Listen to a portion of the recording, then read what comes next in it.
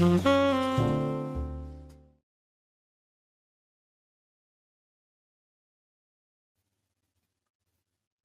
pasal 12 ayat 1-17.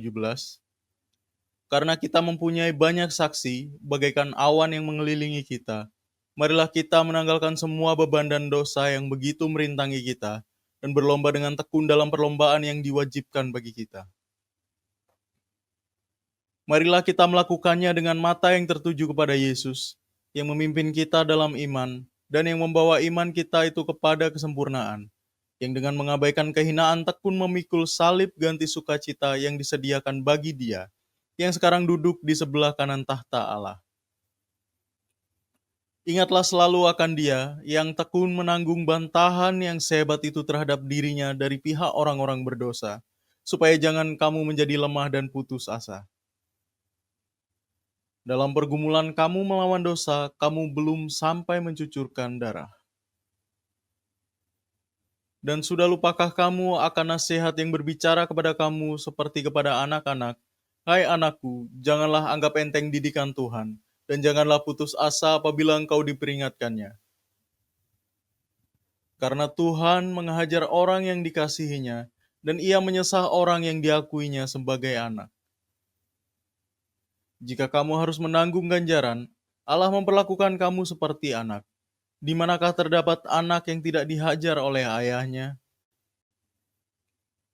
Tetapi jikalau kamu bebas dari ganjaran yang harus diderita setiap orang, maka kamu bukanlah anak, tetapi anak-anak gampang. Selanjutnya, dari ayah kita yang sebenarnya kita beroleh ganjaran, dan mereka kita hormati. Kalau demikian, bukankah kita harus lebih taat kepada Bapa segala roh, supaya kita boleh hidup? Sebab mereka mendidik kita dalam waktu yang pendek sesuai dengan apa yang mereka anggap baik, tetapi Dia menghajar kita untuk kebaikan kita, supaya kita beroleh bagian dalam kekudusannya. Memang tiap-tiap ganjaran pada waktu Ia diberikan tidak mendatangkan sukacita, tetapi duka cita.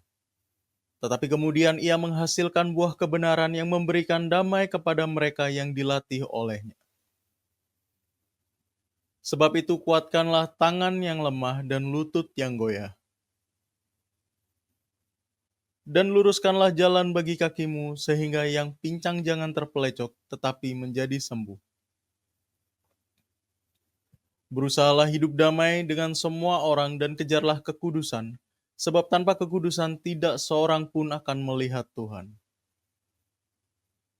Jagalah supaya jangan ada seorang pun menjauhkan diri dari kasih karunia Allah, agar jangan tumbuh akar yang pahit yang menimbulkan kerusuhan dan yang mencemarkan banyak orang. Janganlah ada orang yang menjadi cabul atau yang mempunyai nafsu yang rendah seperti Esau, yang menjual hak kesulungannya untuk sepiring makanan. Sebab kamu tahu bahwa kemudian, ketika ia hendak menerima berkat itu, ia ditolak, sebab ia tidak beroleh kesempatan untuk memperbaiki kesalahannya, sekalipun ia mencarinya dengan mencucurkan air mata.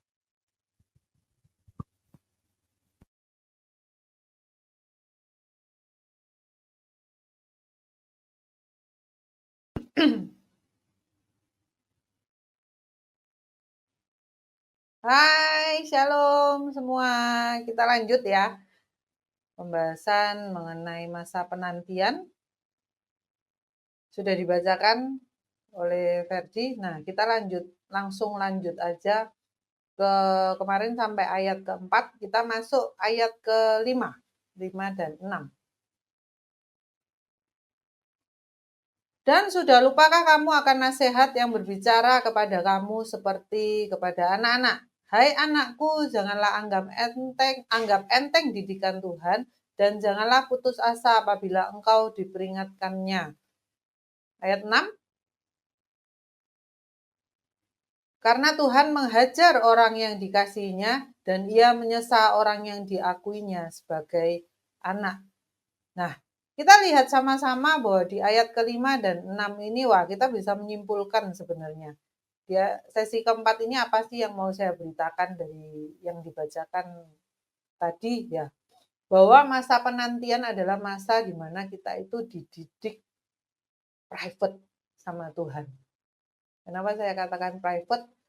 Karena kita tahu bahwa mimpi kita itu bisa sama, yang saya gambarkan ya.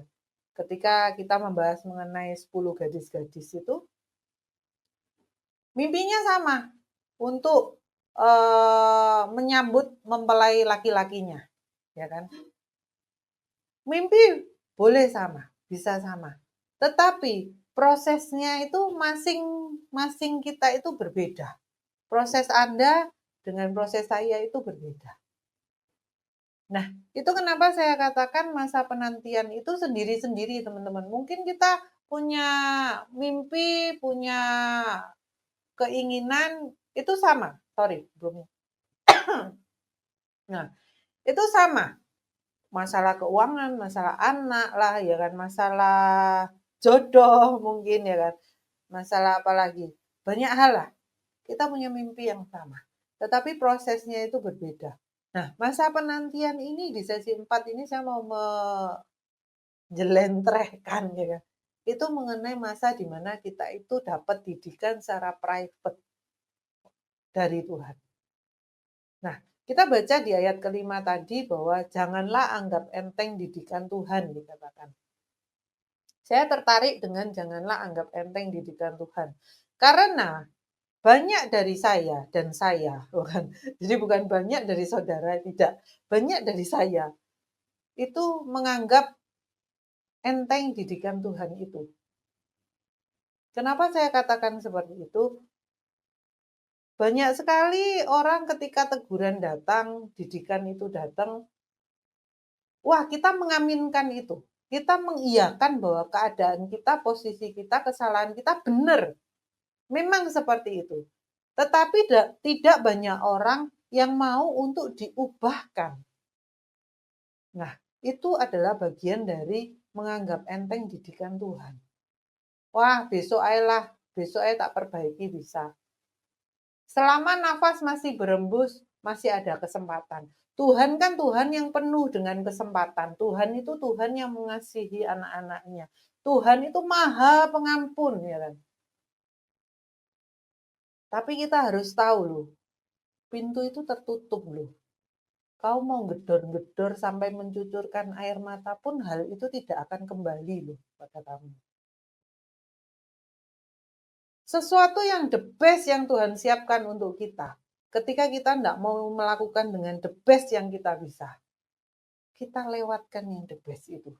Kita mungkin akan dapat yang second-nya, yang bukan orinya nih, yang second-nya. Padahal kita bisa dapat yang ori loh. Tapi kita tidak mau menggunakan kesempatan itu. Kita anggap enteng didikan Tuhan itu. Kita tidak mau berubah. Kita kaitkan dengan sesi sebelumnya. Kita tidak mau menanggalkan sesuatu yang merintangi kita untuk lebih dekat sama Tuhan. Untuk kita itu dapat berlari lebih ringan. Banyak dari kita, termasuk saya, menganggap enteng. Masih ada kesempatan kok. Kita bungkus dengan kata-kata mengucap syukur, ya kan. Dapat second, ucap syukur, dapat second. Padahal kita bisa dapat ori. Tapi kita tidak mau. Kita tidak mau push lebih lagi diri kita. Dan dikatakan janganlah putus asa apabila engkau diperingatkan. Sebenarnya ada dua pilihan, teman-teman. Ketika kita diperingatkan, kita mengiyakan peringatan. Ada tiga. Ketika kita diperingatkan, kita mengiyakan. Ketika kita ditegur, kita mengiyakan. Ya, aku memang seperti itu.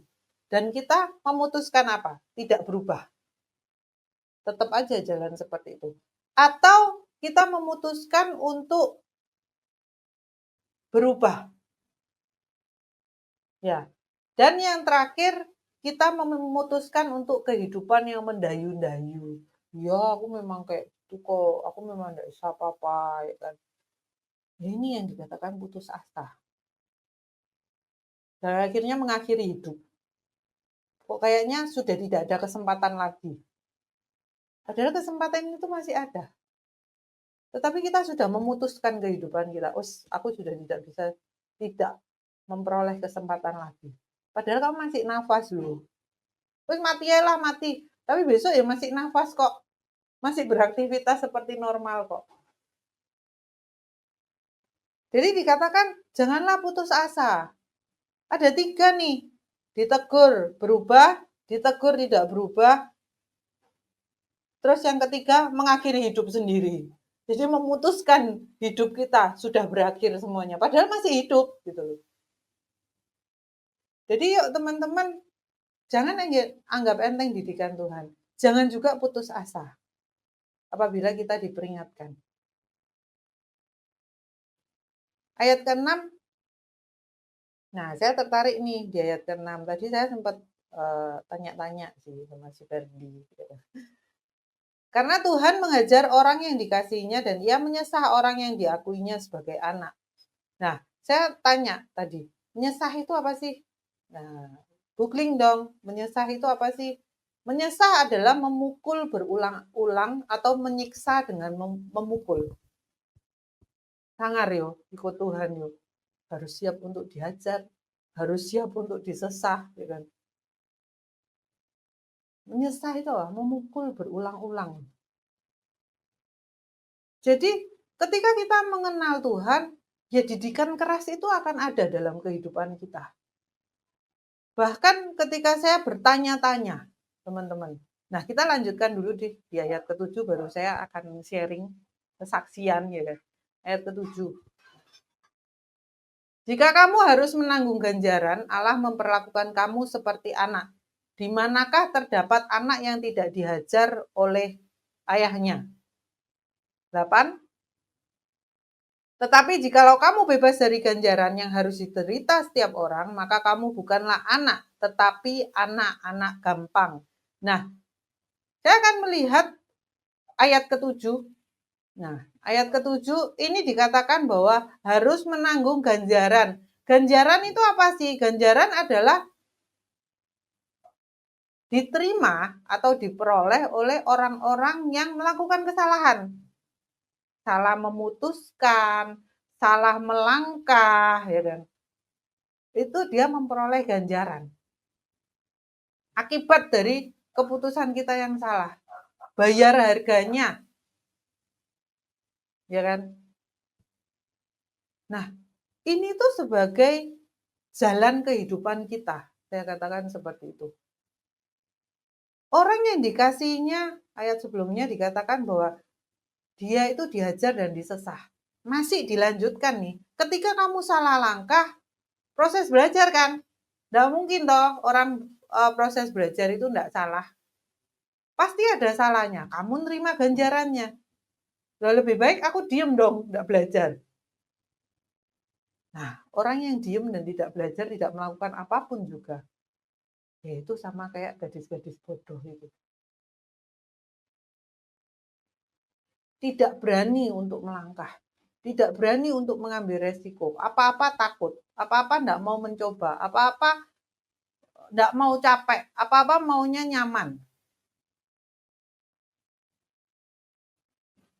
Nah, di ayat ke-7 ini dikatakan bahwa, loh, salah langkah menerima ganjaran. Setiap kita itu bisa salah, teman-teman. Jangan khawatir. Tidak cuma saya aja yang salah, tidak cuma Anda aja yang salah, kita semua itu bisa salah. Karena apa? Prosesnya memang seperti itu, jalannya itu memang seperti itu, ikut sama Tuhan. Kita berproses, berjalan, dididik. Masa penantian adalah masa didikan itu datang. Dan kita tidak bisa, jangan. Bisa sih kita menolak itu, kita lari dari itu bisa. Tapi apa yang kita dapat? Tidak ada sesuatu pun yang berubah dari kehidupan kita. Nah, sedikit bersaksi teman-teman. Beberapa waktu yang lalu sebuah pertanyaan besar buat saya dan saya nangis sendiri teman-teman. Saya ngomong protes sama Tuhan. Saya melihat orang lain ketika melakukan kesalahan, ketika tidak melayani, biasa aja hidupnya. Tidak berdampak apa-apa di kehidupannya. Yang saya lihat, teman-teman. Tetap diberkati, pekerjaan tetap baik, semuanya itu baik, anak-anak baik, menurut saya. Tetapi ketika saya tidak melakukan tanggung jawab saya, mau pelayanan kayak mau apa yang saya kerjakan, seharusnya saya tahu apa beban apa yang ditaruh di dalam kehidupan saya dalam melayani, apa yang saya harus kerjakan. Ketika saya tidak mengerjakan itu, kok itu berdampak sekali. Yang dikatakan bahwa ada ganjarannya. Kamu keliru, dihajar sama Tuhan. Harus nanggung itu. Ya kalau diajarnya, oh ya sudah diperingatkan gitu. Enggak. Itu sampai ke fisik loh teman-teman. Wah ini sedikit ngeroh ya. Tapi itu sampai ke fisik. Orang lain biasa ya.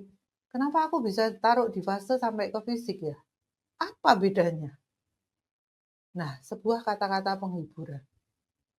Menghibur tapi tidak enak juga sih sebenarnya prosesnya. Bahwa dikatakan tadi Tuhan menghajar orang yang dikasihinya. Ada kepentingan Tuhan di dalam kehidupan kita, teman-teman. Ingat di awal, sesi awal saya katakan bahwa ketika kita mengandalkan Tuhan, berharap sama Tuhan, kita seperti tanaman yang ditanam di tepi aliran air. Kita nyumber langsung dari sumbernya. Itu yang memberi kehidupan kepada kita. Ketika kita tidak menyumber dengan sumber airnya itu, mata airnya itu, aliran air itu, kita akan menjadi kering.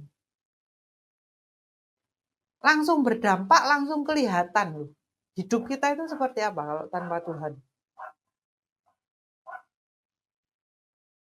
Justru ketika kita melangkah bersama Tuhan, berharap sama Tuhan, aliran air itu akan hidup di dalam diri kita. Bahkan sampai berbuah. Yang bisa dinikmati di sekeliling kita.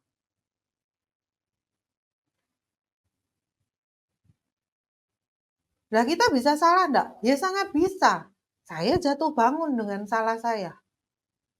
Tetapi ketika saya jatuh pun, saya tidak mau ada di fase bahwa saya putus asa. Loh ketika teguran yang keras datang pada saya, jangan bilang saya itu wah kuat, tidak tergoyahkan, tidak. Sama ketika kesaksian saya beberapa saat lalu, wah berangkat pelayanan semangat, wah pede, yakin gitu. Ketika ketemu dengan rekan-rekan yang lain, kamu kok sombong? Wis diberkati dikit itu sudah sombong. Wah langsung kayak roller coaster teman-teman. Makbles rasanya.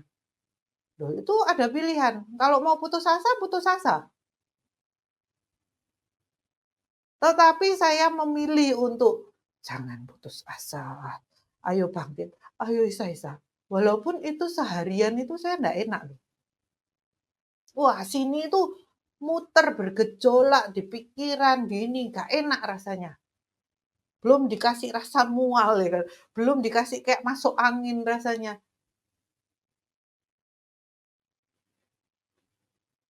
Loh tapi saya terima itu. Orang bisa salah langkah teman-teman yang saya katakan. Kita bisa salah memutuskan. Bahkan kita itu bisa salah loh dalam apa? Mendengar suara Tuhan. Jadi jangan sok yakin deh bagi teman-teman yang merasa diri peka ya. Bisa loh seseorang itu salah mendengarkan suara Tuhan. Walaupun Tuhan itu menilai hati kita. Ketika kita melakukan itu, maksud kita itu baik. Tuhan lihat hati kita, maksudnya itu baik. Tetapi ketika kita salah memutuskan, kita salah mendengarkan suara Tuhan, ada akibatnya enggak? Ada ganjarannya. Nah, kenapa ada ayat ini? Menanggung ganjaran. Tapi ganjaran itu membuat kita itu belajar. Tuhan sanggup kok mengubahkan segala kekacauan yang kita buat dari keputusan kita yang salah dalam mendengarkan suara Tuhan. Wah, sangat mudah untuk Tuhan itu mengubah itu semua. Kita kan melakukannya dengan tidak sengaja. Proses kita untuk mengenal pribadi Tuhan, proses kita mengenal kedalaman dengan Tuhan. Jadi jangan pernah putus asa, teman-teman. Kita semua dididik, kita semua itu dihajar, kita semua itu disesah, kita semua itu mendapatkan ganjaran. Supaya apa? Kita ingat, oh, aku pernah melakukan ini loh, aku memutuskan yang salah. Kali ini aku denger-dengeran lagi sama Tuhan. Bener tak Tuhan? Jok-jok keputusanku salah nih.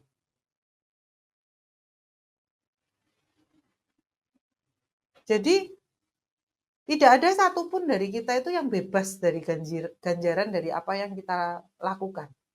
Baik atau buruknya, poinnya adalah di hati kita, teman-teman. Ketika kita mau humble untuk mengikuti jejak langkah Tuhan, firman-Mu pelita bagi kakiku, ya kan? Terang bagi jalanmu. Bagaimana fungsinya pelita itu? Setapak demi setapak. Tidak bisa kita itu melihat jauh ke depan. Setapak kaki ini loh, hari demi hari. Nah, disitulah yang dikatakan bahwa jangan anti dengan yang namanya hajar, sesah, didikan, ganjaran. Itu satu paket, teman-teman. Tidak bisa jauh-jauh dari situ kita. Semakin dekat, semakin kelihatan kurangnya. Semakin dekat, semakin dipakai luar biasa. Semakin banyak koreksinya. Jadi kalau hidup Anda dipakai luar biasa, tanpa ada koreksi di dalamnya, hati-hati teman-teman. Beneran ini, hati-hati saya ngomong.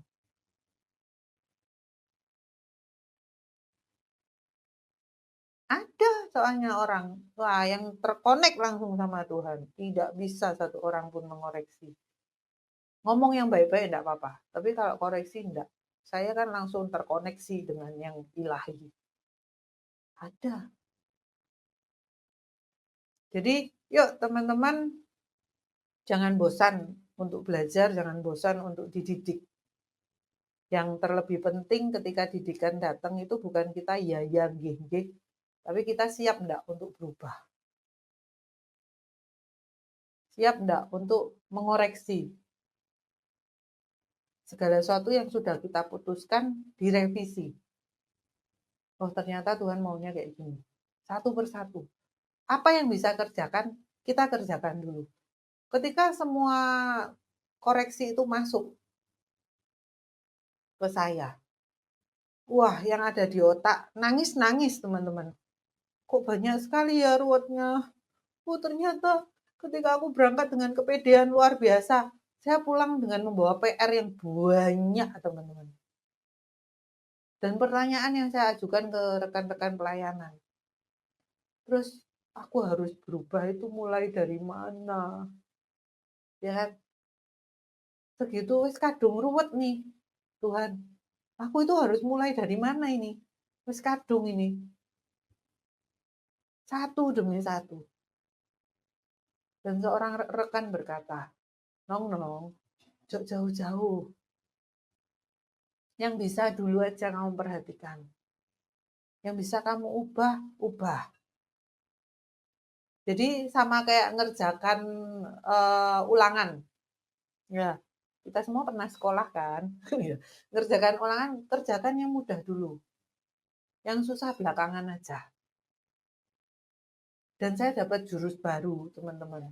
Ya, teman-teman yang mendengarkan Disciples, ya kan.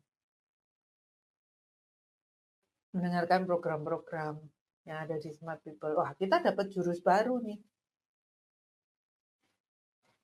Yang kita tidak bisa rubah, serahkan ke Tuhan. Tuhan, aku mau diubah. Tetapi aku nggak ngerti nih cara berubahnya apa. Doa wes, jungkir walik wes semua udah. Gak bisa ini tak bolak-balik wes nggak bisa. Serahkan ke Tuhan. Yang bisa kamu kerjakan, kerjakan dengan terbaik. Yang belum bisa, bukan belum bisa, tidak bisa. Kamu sudah ngutak-ngatik, sudah tidak bisa. Ya biarkan proses berjalan, teman-teman. Biarkan Tuhan. yang ambil alih itu. Nah, yuk kita lanjut. Tadi kita sampai 8 ya. 8. Tetapi jikalau kamu bebas dari ganjaran yang harus diderita setiap orang, maka kamu bukanlah anak, tetapi anak-anak gampang. Jadi harus dibedakan antara anak dengan anak-anak gampang. Ada dua itu yang berbeda dan jauh sekali nasib kehidupannya. Kamu hanya mau manja-manja, menikmati berkat Tuhan tanpa mau menerima ganjaran, dididik lebih lagi. Sering saya katakan, seluas apa kamu buka diri kamu untuk menerima Tuhan, bekerja di kehidupanmu. Ya seluas itu Tuhan itu akan memenuhi kehidupan kita. Tapi kalau kita hanya membuka ruangan segini, ya cuma segini. Ketika kamu berani membuka semua cerita kehidupanmu ke orang yang kamu percaya, bahasanya kakak rohani, mentor, payung rohani, ya kan? Ya sebesar itu, Tuhan itu akan membukakan banyak hal melalui mereka-mereka ini yang menjaga, bahasanya apa? Menjaga hidupmu.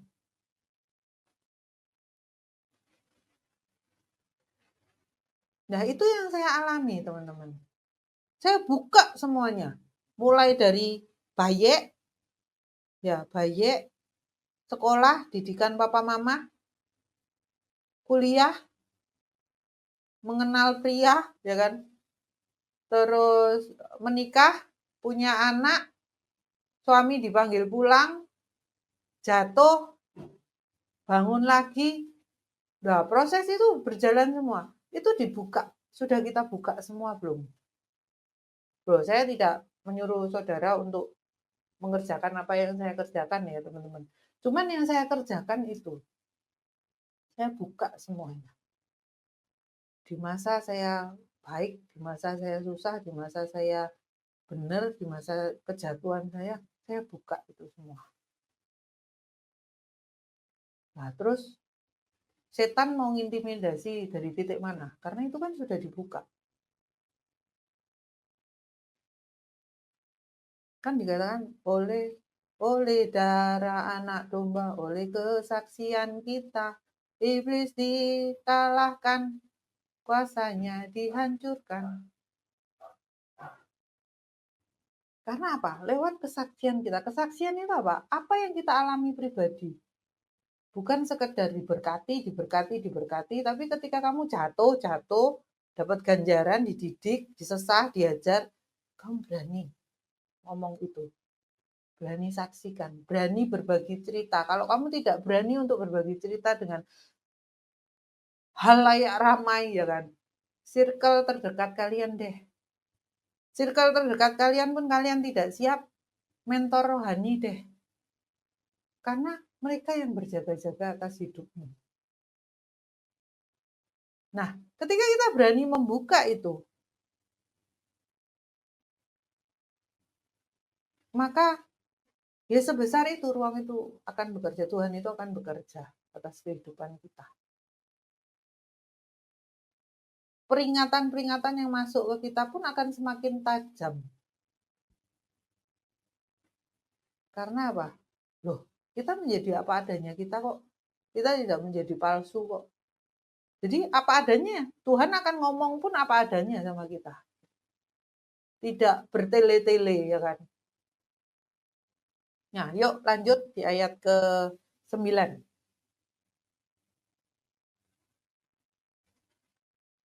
Selanjutnya dari ayah kita yang sebenarnya kita beroleh ganjaran dan mereka kita hormati. Kalau demikian bukankah kita harus lebih taat kepada Bapa segala roh supaya kita boleh hidup?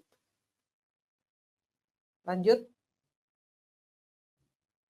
Oh, kita balik dulu ke ayat 9. Ada yang perlu digarisbawahi. Nah, selanjutnya dari ayah kita yang sebenarnya kita beroleh ganjaran dan mereka kita hormati.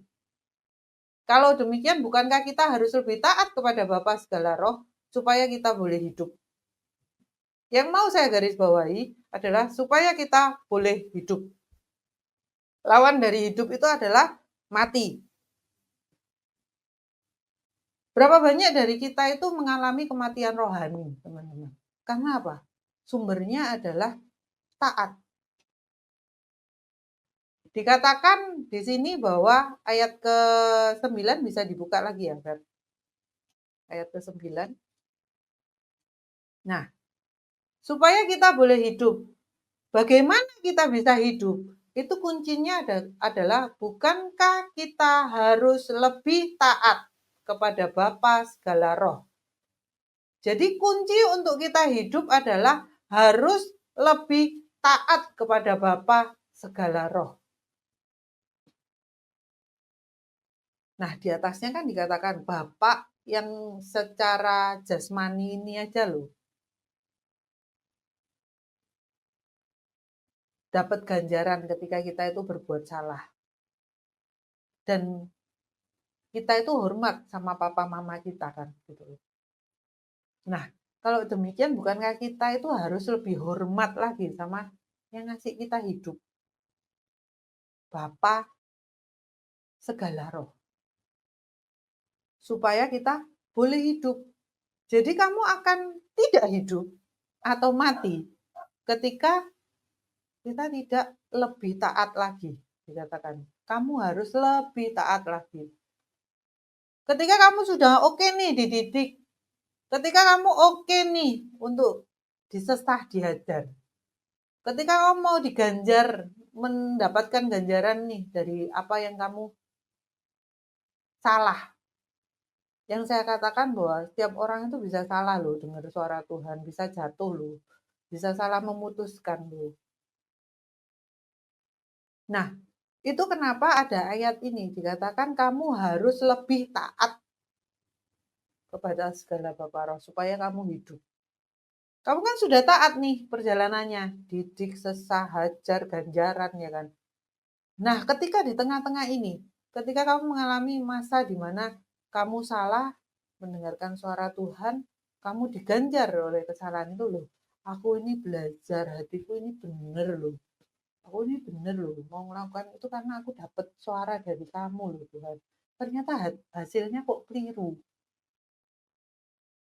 Nah, itu kenapa ada kata-kata lebih harus lebih taat. Bukankah kita harus lebih taat kepada Bapa segala roh? Tidak berhenti di sana prosesnya. Ketika kamu salah pun, ayo berproses lagi. Ayo bangkit. Ayo kerjakan lagi itu. Dengar-dengaran lagi. Tidak apa-apa kamu itu salah dengar. Itu proses saja. Itu tuh sebuah pengalaman yang ditumpuk menjadi kaya kita. Menjadi tahu kita kedalaman mengenal Tuhan itu seperti apa. Tahu hatinya Tuhan itu seperti apa. Tahu ketika dia ngelirik itu seperti apa. Tahu ketika dikasih rasa ndak enak itu aku kenapa. Tahu ketika dibangunkan pagi-pagi disuruh berdoa. Walaupun doanya cuma diem. Dengar, Tuhan kamu mau ngomong apa? Kalau kamu nggak ngomong tak tinggal tidur ya. Loh itu nggak ada masalah dengan itu semua. Tetapi kamu itu harus taat. Supaya kamu peroleh hidup.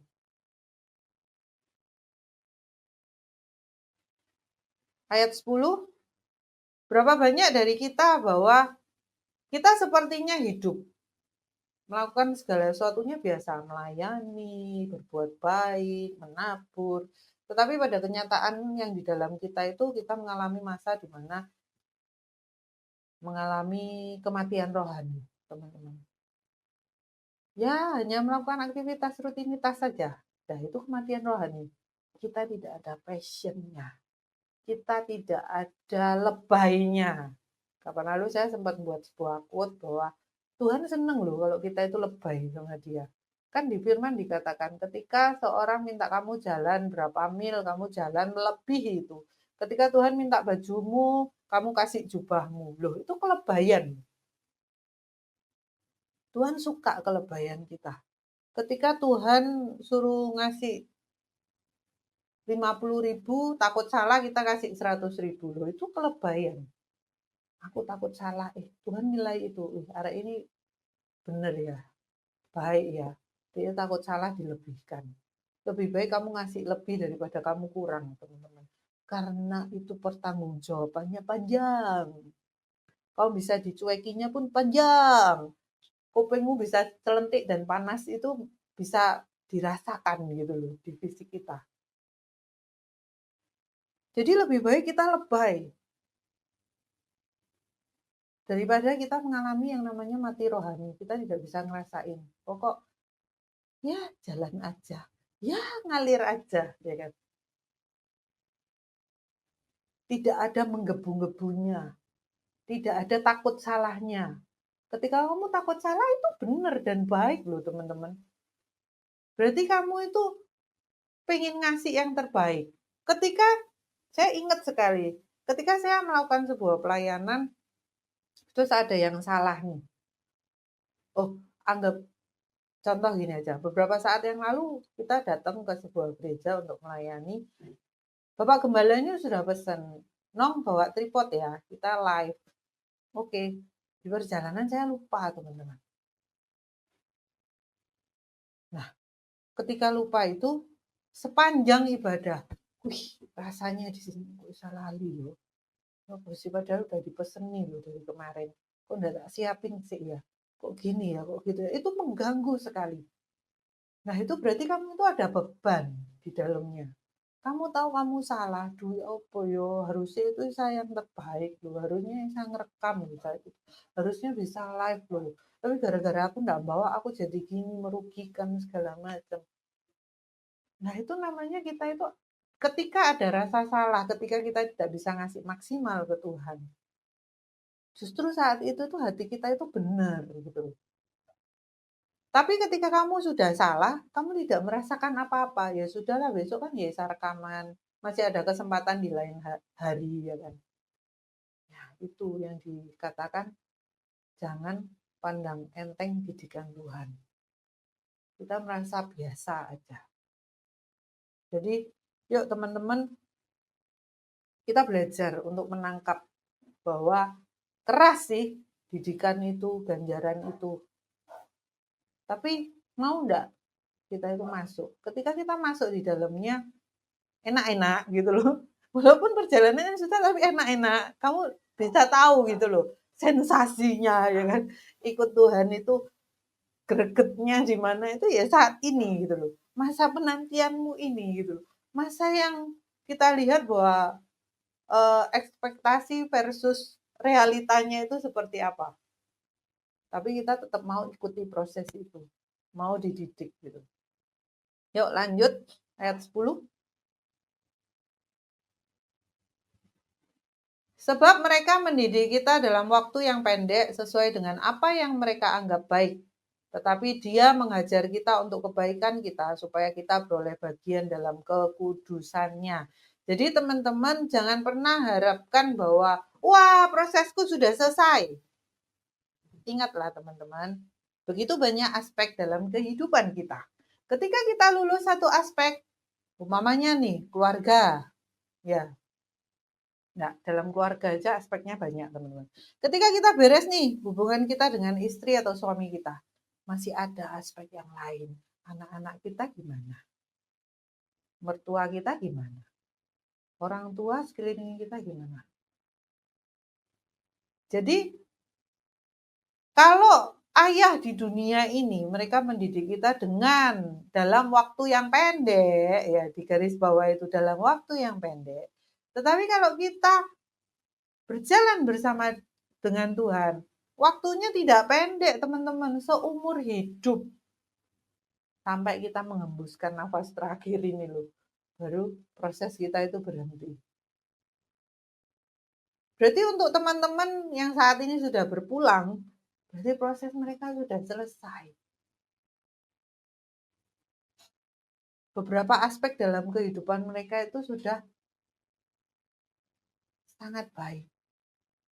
Sudah selesai di dunia ini kerjaannya. Nah, kita-kita ini yang hidup berarti belum selesai. PR kita itu masih banyak, masih panjang.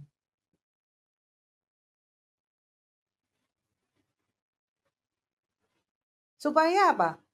Dia mengajar kita untuk kebaikan kita, supaya kita beroleh bagian dalam kekudusannya. Ingat teman-teman, berproses.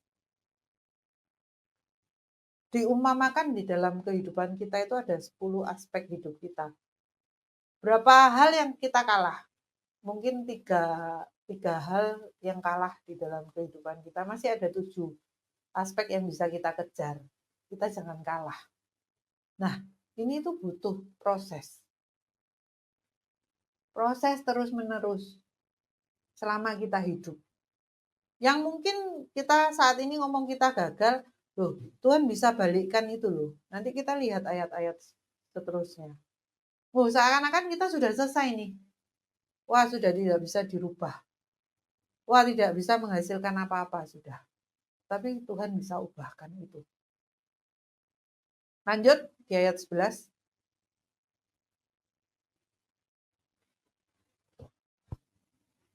Memang tiap-tiap ganjaran pada waktu ia diberikan tidak mendatangkan sukacita, tetapi duka cita. Tetapi kemudian ia menghasilkan buah kebenaran yang memberikan damai kepada mereka yang dilatih olehnya.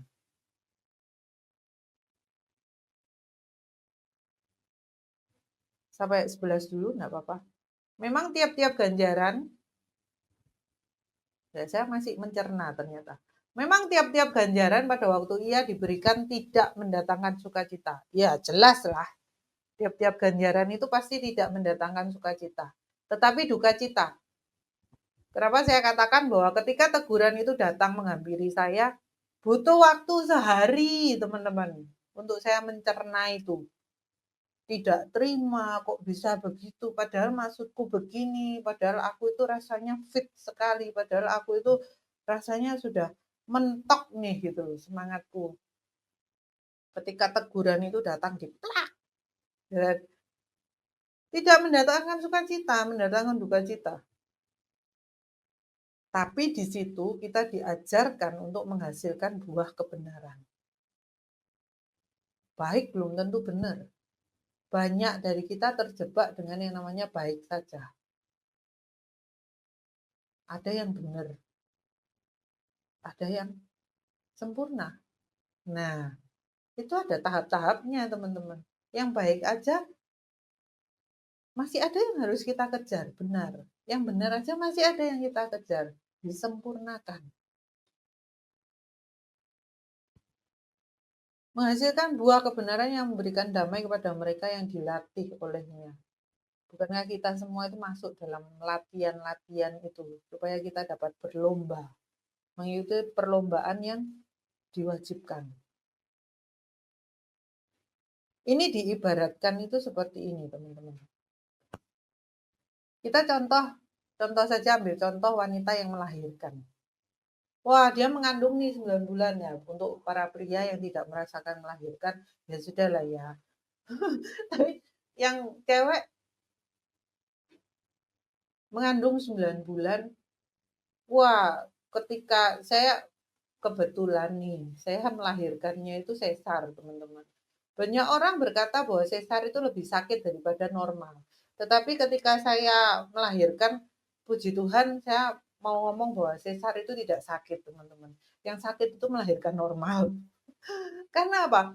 Saya diproses melahirkan saya itu cuma sampai bukaan 2, teman-teman. Itu sakitnya itu sudah guling-guling, dorong tembok, dorong semuanya gitu. Sampai suami saya ngomong, "Mimi," katanya, "gitu kok mau lahiran normal. Baru bukaan 2 wis tingkai ndak karu-karuan," gitu kan. Karena di situ ketika melahirkan normal, kita mengandung nih 9 bulan, sakit, susah tidur ya kan. Posisi tidurnya ya begitu-begitu aja ya kan.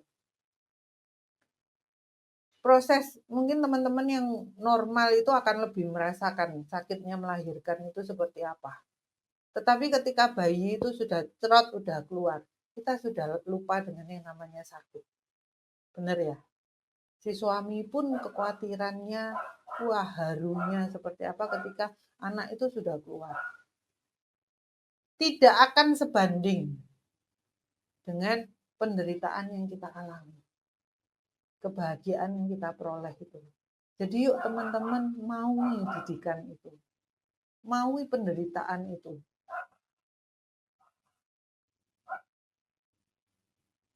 Tuhan pun tahu ketika dia itu turun ke dunia, wah terlalu jauh sih sebenarnya saya ngambil Tuhan gitu kan.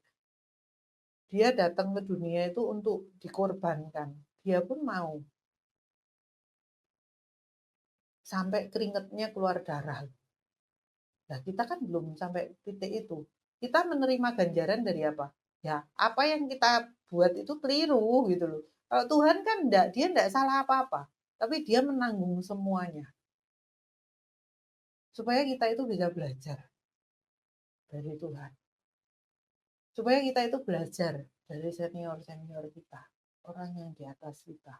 Jatuh bangunnya mereka itu kita tahu. Beberapa saat lalu saya sempat buat quote, seberapa kenal kamu itu dengan payung rohanimu, mentormu, orang-orang yang berjaga-jaga atasmu. Ketika kamu mengenal kebaikannya saja itu bukan sesuatu yang lengkap, teman-teman. Tetapi kita harus tahu, di saat mereka jatuh pun, kita bisa lihat bahwa dia manusia loh. Dia jatuh loh, dia ngalami ini loh, ganjaran. Dia dididik loh, dia dihajar loh, dia disesah loh. Nah, justru di saat seperti itu kita bisa melihat bahwa pelajaran rohani ini kita dapat utuh gitu loh. Bukan sekedar kesuksesan, kekayaan, ya kan, keberhasilan. Tetapi ketika jatuh pun kita tahu. Mereka bisa jatuh, kita bisa jatuh. Mereka bangkit, kita pun bangkit dong. Ketika seorang, saya katakan, ketika seorang itu memberikan semangat kepada saya, yang memiliki kesamaan di dalam kehidupan kita. Miriplah jalan hidupnya. Dia ngomong, Len kamu yang kuat ya. Terus saya spontan aja keluar gitu. Walaupun setelah itu saya menangis. Spontan itu. Kalau Cici bisa, aku pun pasti bisa. Nah, kalau mentor kita bisa, gagal dia bangkit, jatuh dia bangun. Berarti kita pun bisa. Jadi yuk teman-teman sikapi setiap proses kehidupan kita, masa penantian kita ini di poin ketiga yang saya katakan, yang pertama kan kemarin kita belajar mengenai berjaga-jaga ya. Terus yang kedua kita belajar tentang fase di mana kita itu dibersihkan ya kan. Supaya apa? Ya tanggalkan dosa, tanggalkan keinginan kita itu kan yang merintangi kita untuk datang berlari di perlombaan yang diwajibkan, ya fase dibersihkan supaya kita dapat berlari dengan maksimal. Dan yang ketiga adalah fase di mana kita menerima setiap didikan Tuhan. Paket komplit, teman-teman. Dihajar, disesah, mendapatkan ganjaran. Dan yang terakhir, jangan putus asa. Karena kita melihat teladan di sekeliling kita. Bahwa mereka bisa bangkit kok. Sudah gagal ekonomi nih. Sudah tidak ada yang bisa diharapkan. Loh, toh sampai titik sekarang mereka melayani, diberkati luar biasa, jadi saluran berkat. Jadi bisa. Kalau orang lain bisa, kita juga pasti bisa. Asalkan kita mau untuk dibisakan. Itu saja teman-teman yang mau saya bagikan di sesi keempat. Besok kita akan lanjut dengan sesi akhir di sesi kelima. Sebuah kesimpulan singkat aja. Tuhan Yesus memberkati. Shalom.